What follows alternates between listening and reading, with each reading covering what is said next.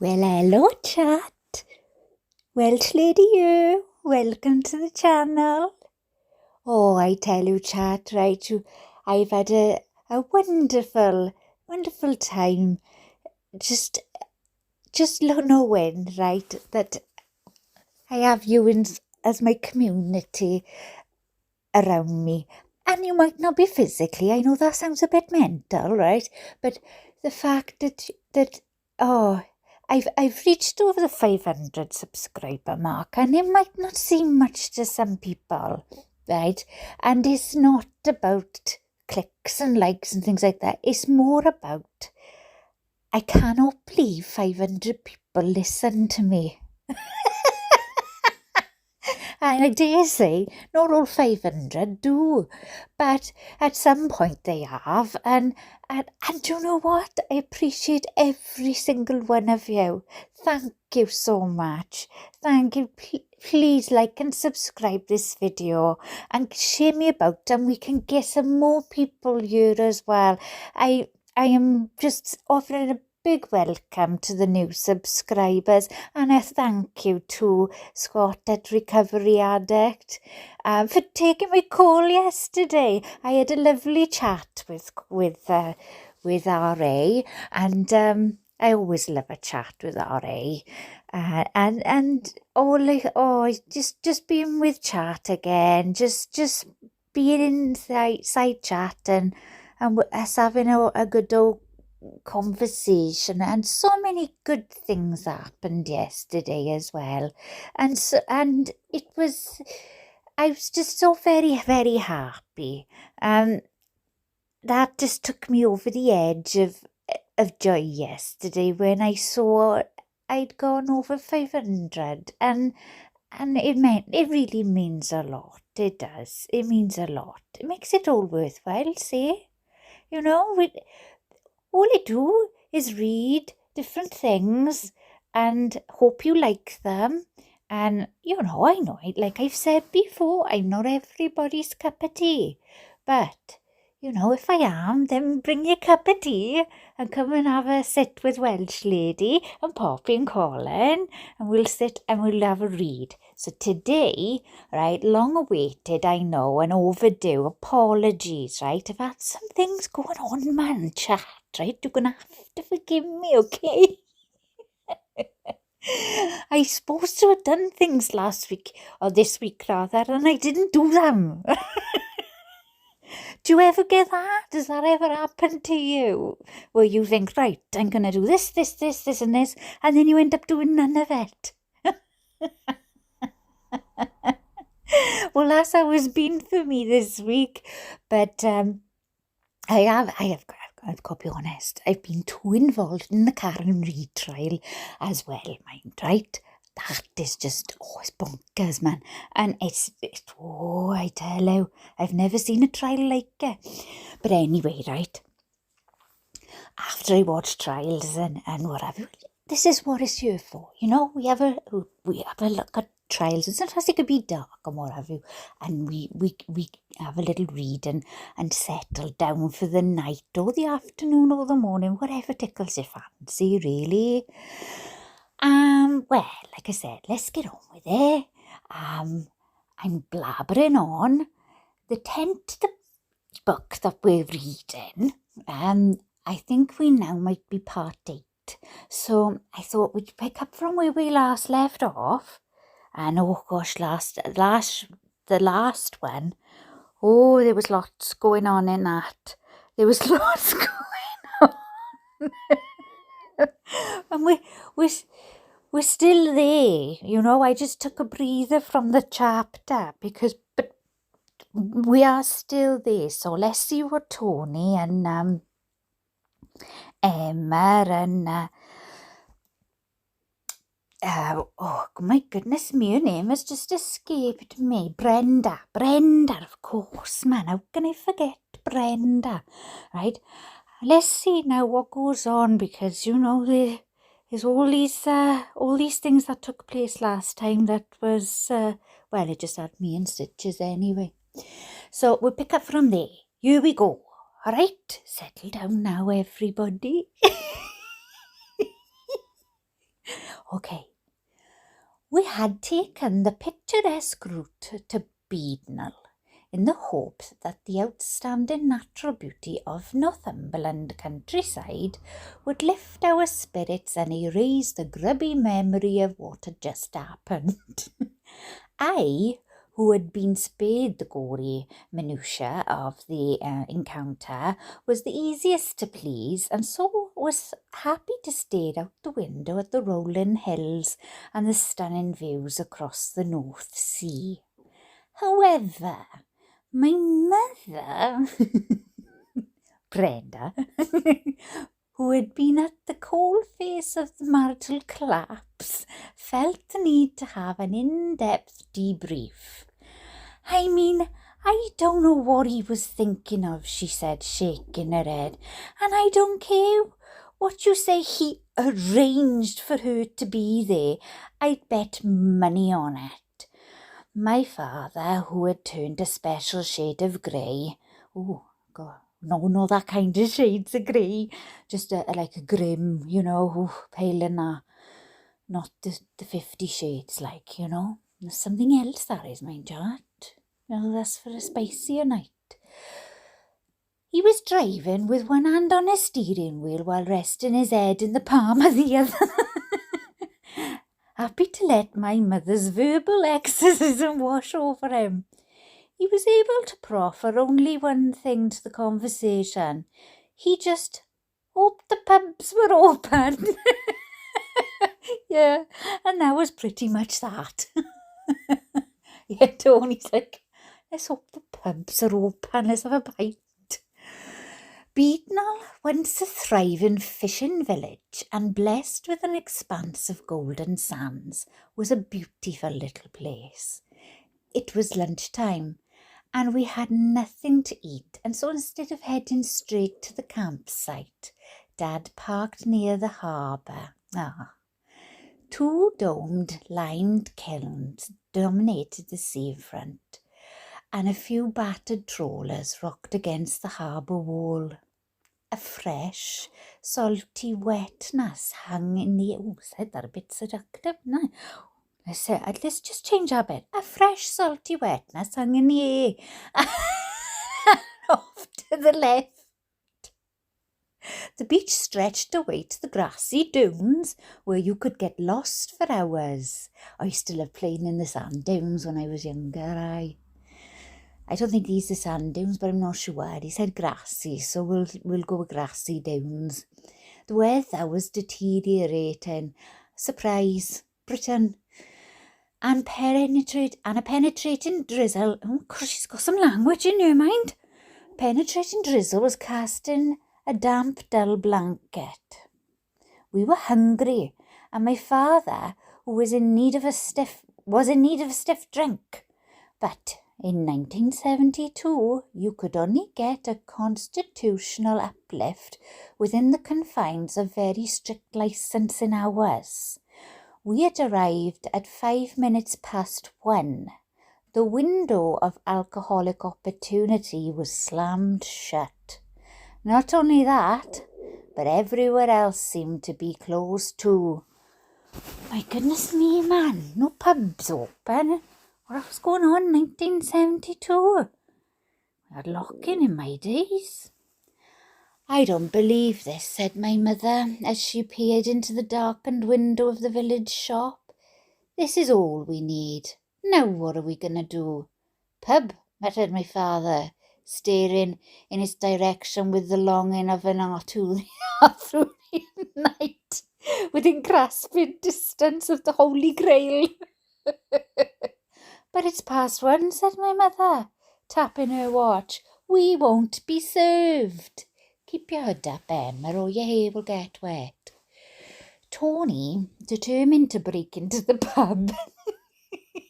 See, we like our pubs over here, we do. But don't recommend breaking in, mind, Tony. Tony, determined to break into the pub, if he had to, stood staring in through the window at the landlord. Perhaps, thought my father, by exuding the plaintive air of a man in need of beer, the landlord would feel more predisposed to an emergency intervention. No such luck. Pub hours were pub hours, and neither man nor tide was going to change that. My mother, having extricated my father's fingers from the pub windowsill, decided that a more upfront approach was required and tapped on the window with her forefinger. "Crisps," she yelled. "Can we have some crisps? We've had no lunch." Oh, she's sly Brenda, isn't she? let's ask for some crisps. Much to my surprise, a hand holding 3 bags of crisps popped out. Money was exchanged, and my mother triumphantly walked towards me and my father's bags aloft. "Look at that," she declared, giving them a little tap. 3 bags, that's one each. We had returned to see Brandy gets the crisps. No beer though for Tony. We had returned to the car. So he should anyway, he's driving. We had returned to the car and sat, no one speaking, only the occasional snap of a brittle crisp breaking the sorry silence. The crisps we'd been given were the filet-for-yourself kind. Hard potato, plain crisps that came with a small blue... Oh, I remember these, chat. Oh, we used to ask my mum to take me up the shop for these especially. Oh, I don't know whether you'll have them where you are, but some of you might remember. So they were the plain potato crisps, and they were plain. They came with a small blue sachet of salt for you to tip into the bag and then shake like hell. That's right. But it was like a little, oh look, it came with a little sachet of salt. I don't know why it intrigued us so much when we were kids, but it did. And if you were really minging, right, which my brother was, right, you'd go and get your own vinegar as well, malt vinegar, and you'd shake a little bit of that in, but that would make the crisps soggy, and I never liked them soggy, but he did because, yeah, well, that's my brother. So, anyway, we'd shake them like hell. They were already unsalted, and the crisps had patches of green and brown bits on their edges. Yes, hewn from the very worst of potatoes. They were bland and revolting, snapping in the mouth with such sharp intensity it was like chewing a razor blade. They were. I don't know why. There's such a funny childhood memory of like looking forward to going to the shop to get these minging crisps. I don't know why. As lunches go, it was bleak. "Did he say what time the pub reopened?" asked my dad in a strained monotone, his forehead leaning against the steamed-up window. 5 o'clock, I think, mumbled my mother, staring at her empty bag in the hope that I might yield an unexpected treasure. "Suppose we should go and get the tent up then." "Do you think it's drizzling in Rome?" asked Brenda, a question that was answered by nothing but the sharp turn of the ignition key. The campsite was on the western edge of Bedtime, separated from the coastline by the village. Set on flat ground, it was open to the elements and penned in by nothing more substantial than a flimsy wire fence. There was a small brick building on the left as we entered, and behind it was a basic toilet block. There were no other amenities, no shop, no pool, and no form of entertainment. In all, it presented a desolate aspect. Tony, having signed us in and paid the camping fee, drove to the furthest corner of the site. "I'm not in the mood for neighbours," he snapped. Oh, how often does Tony get annoyed like that? Not very often. It's usually how Brenda. The fine spray like rain was still dusting down, and so I remained with my mother inside the car, kneeling on the back seat and rubbing peepholes through the condensation. Having tipped a fabric sock full of this is bear with me, chat, it's a mouthful. A fabric sock full of disparate metal pipes onto the grass. Tony, who had been practicing assembling the what am I talking about? The mainframe in our back garden like a man possessed, had the roof section together in moments. Taking the longer legs on springs and bending their top sections into the roof, he then tipped out a heaving canvas that slumped onto the ground with a sluggish malevolence. Heaving the canvas over the roof, Dad then took each corner pole, snapped the springs into place and shifted the legs into the upright position. We had a tent. Flicking out a large creamy brown ground sheet into the tent's interior, Dad then polished off our living arrangements by hanging the inner tent, our sleeping quarters, for the remainder of the holiday from hooks in the roof. Done, he announced, opening the boot of the car. Is it 5 yet? He's like, get it tent up, I want to go to the pub. What we didn't know was that he wasn't done. He was far from done. Oh no, Tony, what have you done now, man? He'd forgotten to put down the separate, smaller ground sheet for the inner tent, which was sitting scrunched up and forgotten at the bottom of a bag. We would be sleeping on the grass with nothing but a flimsy piece of cotton to protect us. The holiday gods were howling. Dad's efficiency meant we had more than 3 hours to kill before he could set foot in a pub.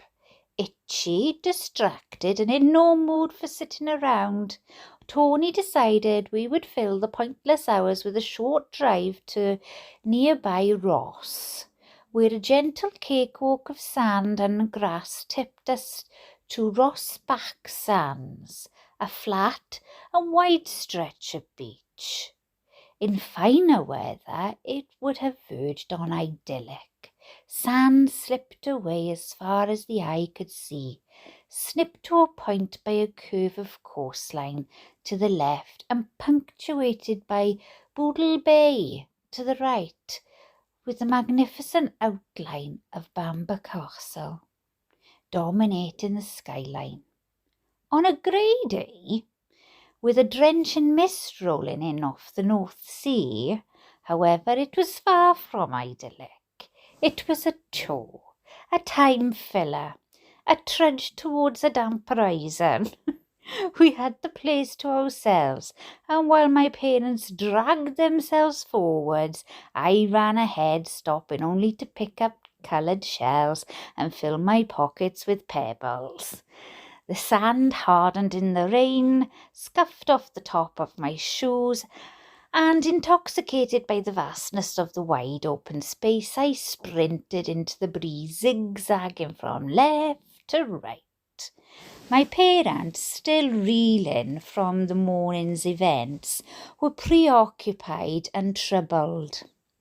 My father was hunched into the neck of his jacket and seemed as dark as the clouds gathering over Bamber Castle. My mother, never able to let something go until it has been dissected down to its entrails, was worrying out loud. She was mourning him, basically. I don't think we should have let Jenny go off on her own like that, she said, shaking her head. She'll be in a state. But what a thing to happen. I'm convinced he did it deliberately. He must have got that woman to turn up at the exact same spot at Adrian's wall at the exact time we were there. That's not a coincidence. And she spoke to me. She actually spoke to me. What a cheek. And to think he got you to drive him over there, absolute disgrace." And he broke off a bit of Adrian's wall, mumbled my father, kicking a stone lost on the sand. "It's not on, Brenda, that's crossing the line, that is. What's the time?" "We've got ages," said my mother, glancing at her watch again with a sigh. We had walked to the end of the sand, spit the finger into the sea at Gyle Point, and were looking north towards Holy Island.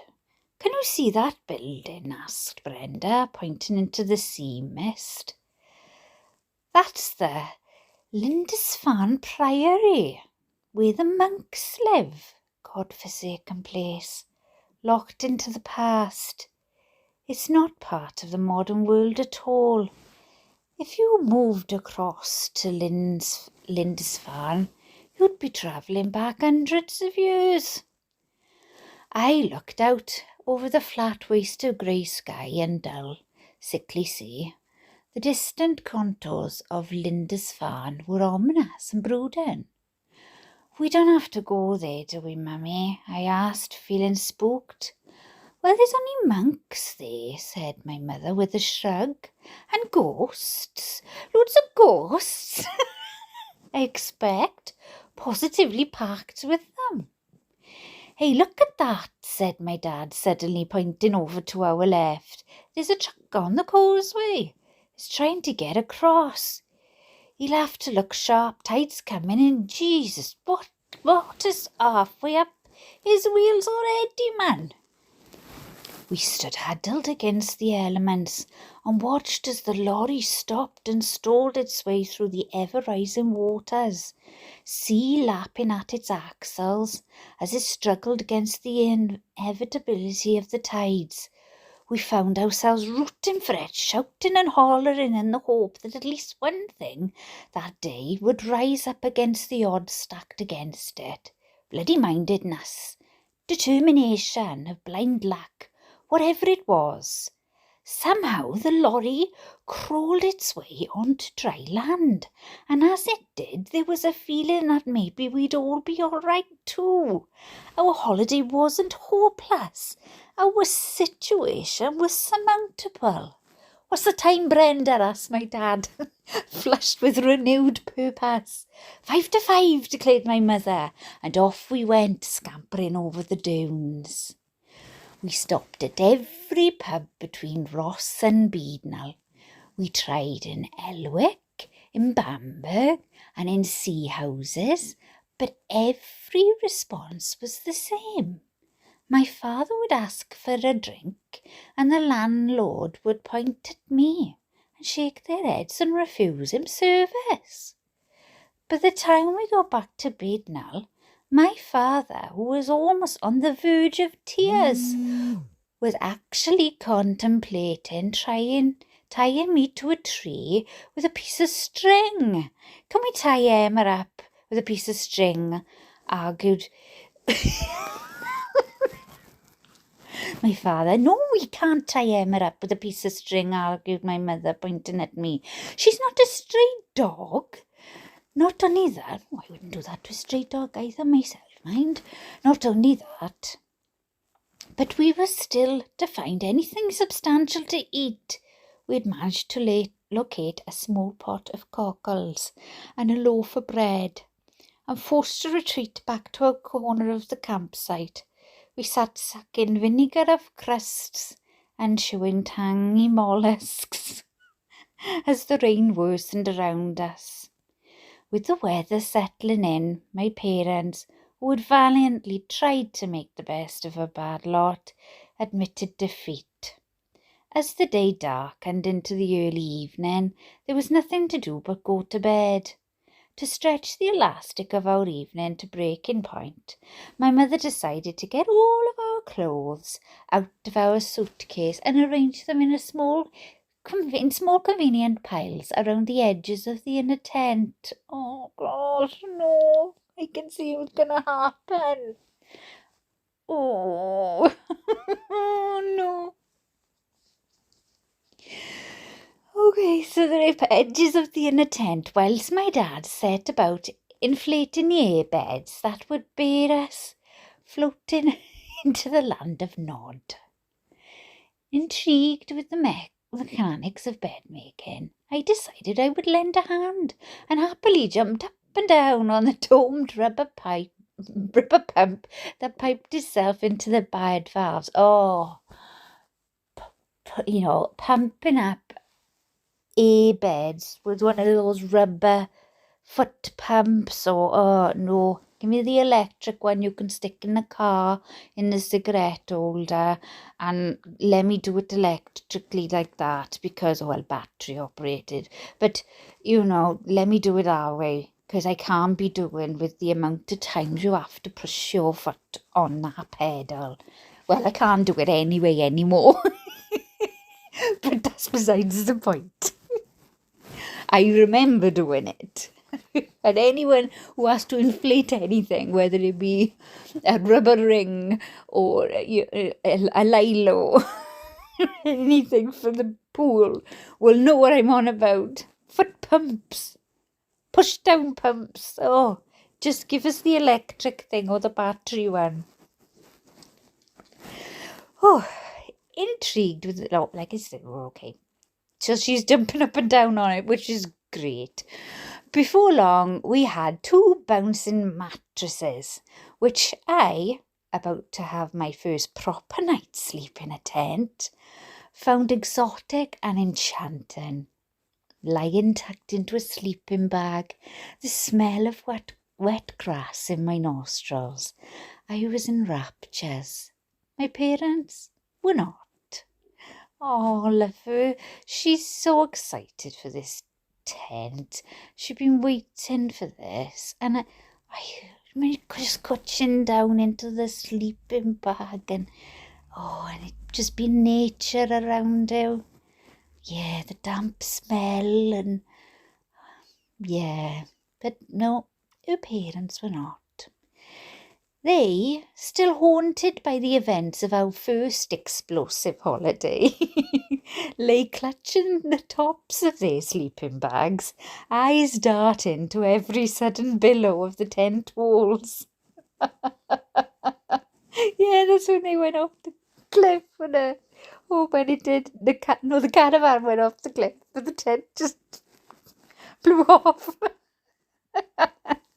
The wind, while not quite howling, was certainly cantankerous, and the rain, while not quite lashing, was hefty and persistent.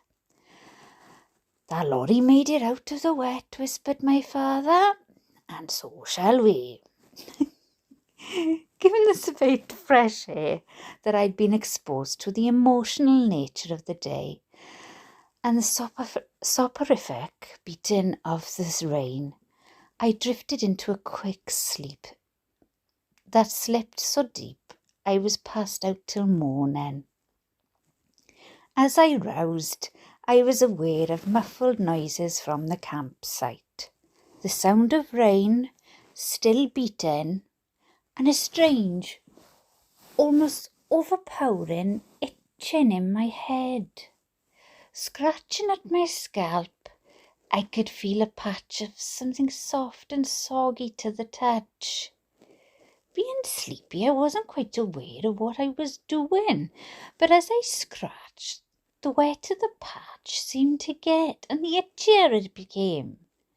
My parents were still asleep, exhausted by their tense vigil. Unaware that I was allowed to get out of bed without their say-so, I remained idly scratching and listening to the steady thud of the weather. But the itching was getting worse, and with every fingertip dig, waves of irritation burned across my scalp. It was unbearable. I was going to have to tell my mother. "Mummy," I said, sitting up, "my hair is itchy." My mother, whose mouth was hanging open, failed to stir. "Mummy," I said a bit louder, "wake up. My head is sticky." My mother, opening one eye to look at me, mumbled something about it being fine, but by now my head was so aflame that I was desperate for her to do something about it. Getting out of my sleep-in bag, I crawled over to her and presented the side of my head to her, one eye open. "Look, Mummy," I said. Again, "it's all wet and itchy." "What the fuck is that?" whispered my mother, recoiling. "Tony, wake up! Emma's got porridge in her ear."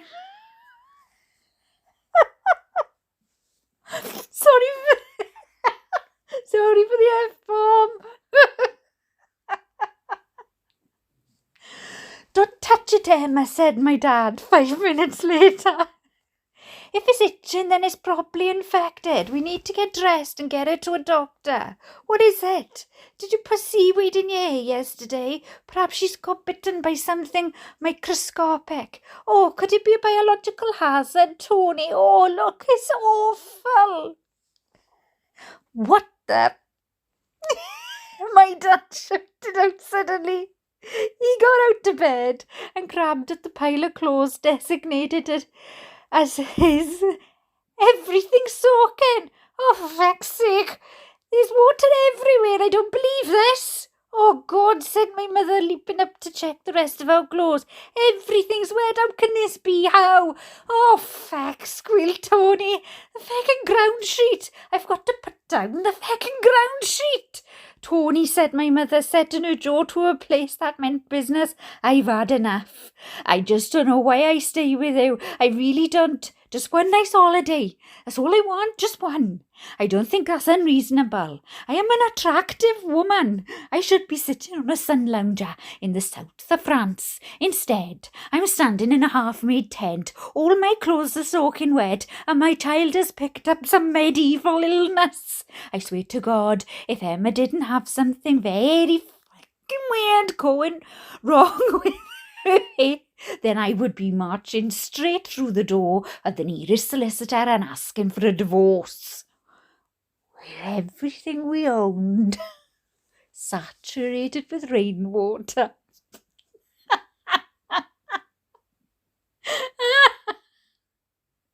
And the weather set in for the long haul.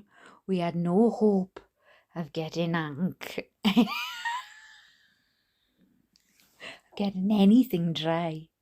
More significantly, I had contracted a highly contagious disease that, while rare, was a resurgence in the northeast.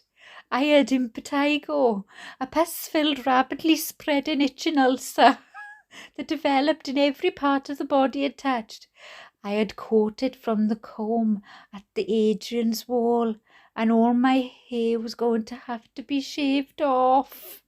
Yet again, our family holiday had not made it into its second day. As we drove home, my mother would refuse to speak to my father from the moment we left the doctor's surgery, announced that we would never go on holiday in this country again. Jenny came to live with us 4 days later.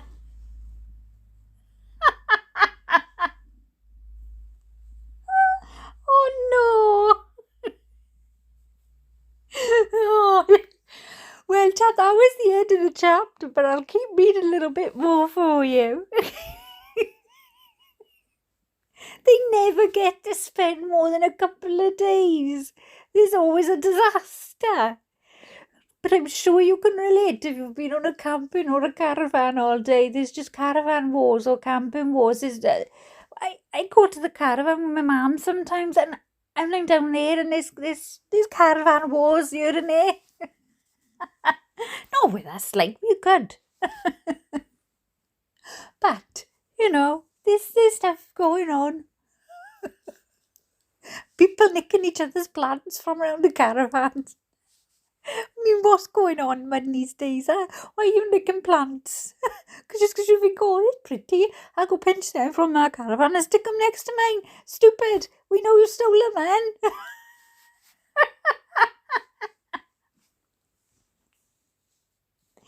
Oh. Oh, I don't know. Always caravan and camping wars. Well, this one is crushed Gaelic. I hope I'm saying that right. It was big. Britain had joined the European community, and our mainland neighbours were waiting to welcome us with open arms. Brenda, determined to have it all her way for once, had put her foot down. We were going to France. The sun would shine, we would feel sand between our toes, and our days would be filled with peaches and cantaloupes. Now, I don't know if I say that right, but that's how I pronounce it, cantaloupes. It could be cantaloupes or cantalupes, I'm not sure. Cantaloupes is how I say it. So we're going to go with that, all right? Going by plane was out of the question. Arab terrorists were hijacking aircraft left, right and centre, and by the summer of 1973, if you hadn't been held hostage at least once, then your dinner party conversation over a fondue and a bottle of Lieb from Ilch could expect to be severely curtailed. Oh my goodness me!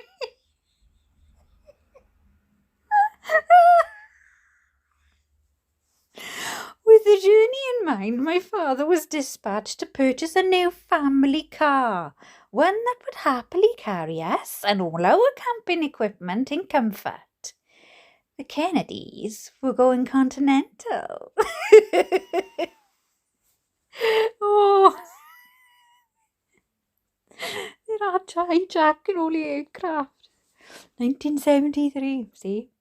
Tony, who took any task he was given by my mother extremely seriously, had been keeping a quiet yet observant eye on the car owned by the school's new deputy head, the Champ, an ex-army vehicle, not unlike a jeep, had impressed my father at the very thing that might do the trick.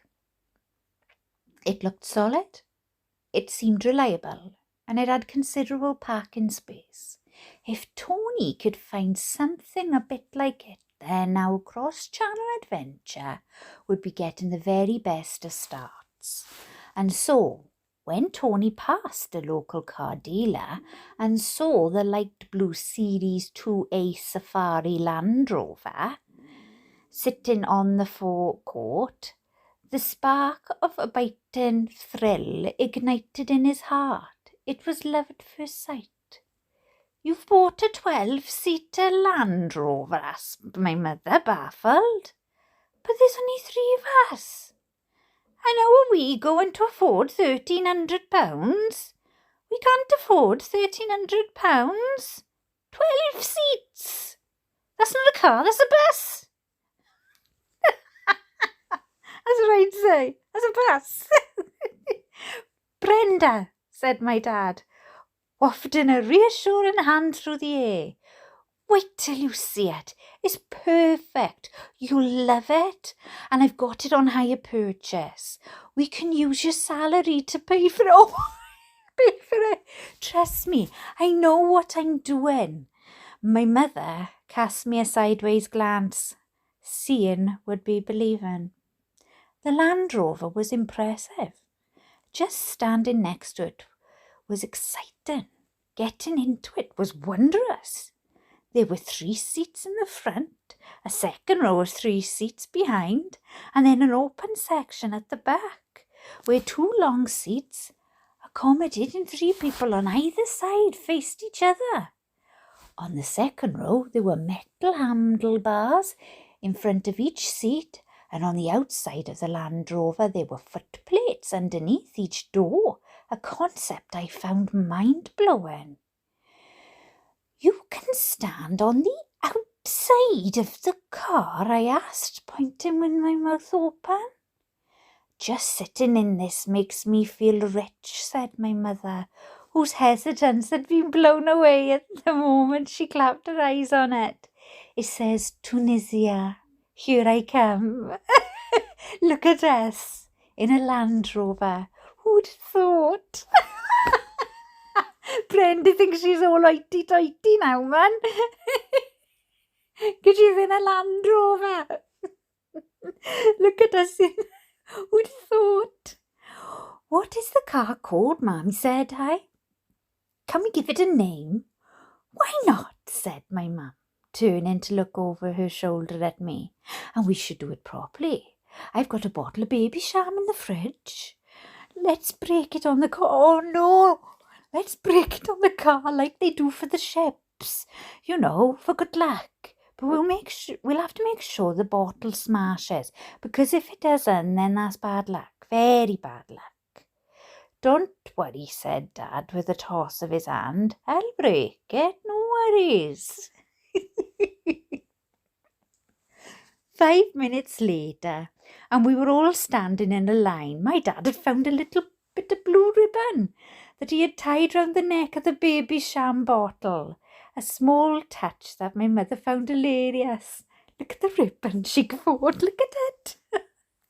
Right then, said my dad, grinning, because he was enjoying riding a rare crest of familial popularity. What shall we call it? Do you think it's a boy car or a girl car? Girl car, I shouted with a small jump into the air. It's quite posh, said Dad, staring at her, at his new pride and joy.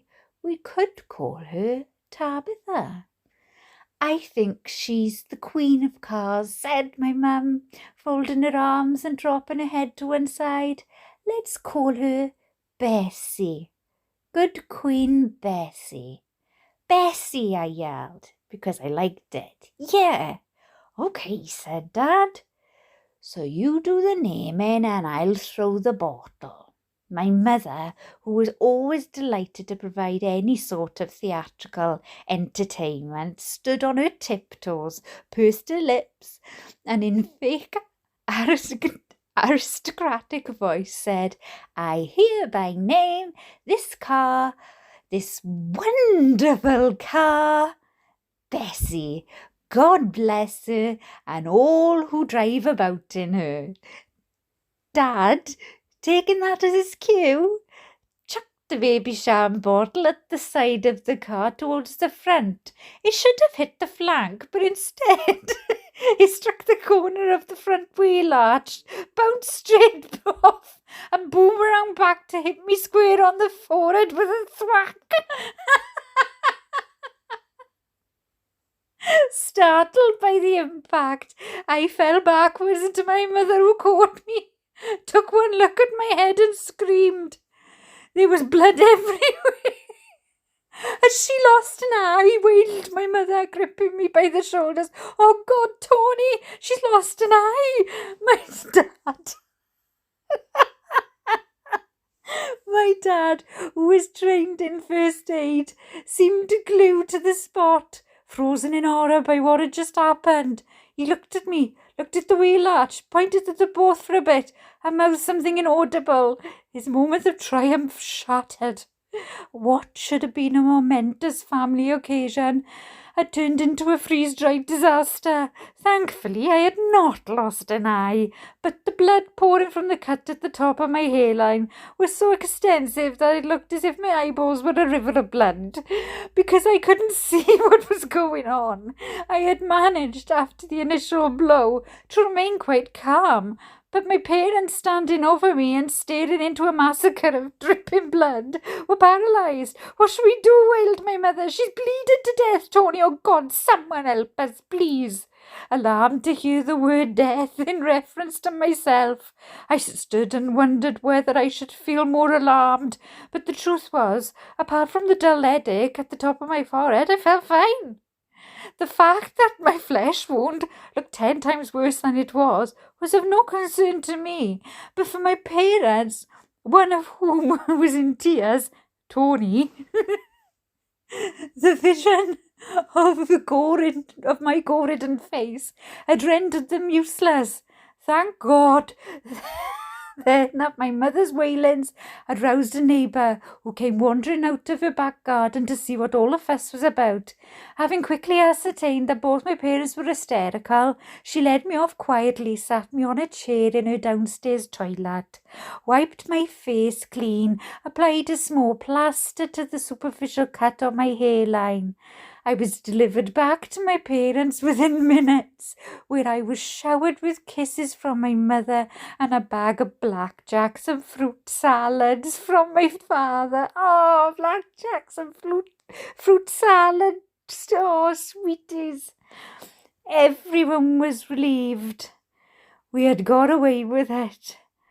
But we'd forgotten one thing. The bottle had not smashed. Well, chat, I'm going to leave it there because I think that's going to be a great place to pick up off next time we do this. And I have loved every minute of it. I really enjoy this book. When I start getting into it again, is it all comes flooding back. I should really put it into a playlist. But I can just imagine. And Brenda, she's so dramatic. But probably like I would be able to be like, has she lost an eye? Is she gonna die? I need that calming down, you know. And Tony. Oh gosh, were they gonna end up in France in this bus? Oh. Well, it seems like they're off to France, chat. Should be fun. I don't know what happens. Obviously, you know, I don't read it ahead of you. I read it with you. Hence the shock of the F-bombs as usual. I tried to use feck.